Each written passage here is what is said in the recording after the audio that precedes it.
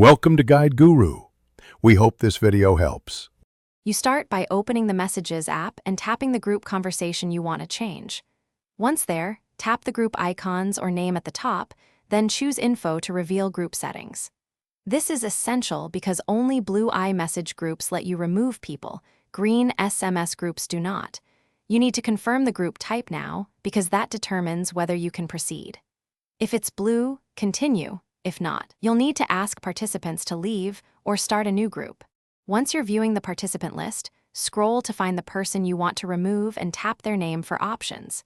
If you see remove or the red minus, use that control to delete them. Alternatively, swipe left on the contact and tap remove. This removes them from the conversation immediately. Make sure the group has at least 3 other participants because removal behaves differently in small groups. If remove isn't available, it usually means the group isn't an iMessage group or you lack. After you remove someone, confirm the action and send a short note to the group so everyone understands the change.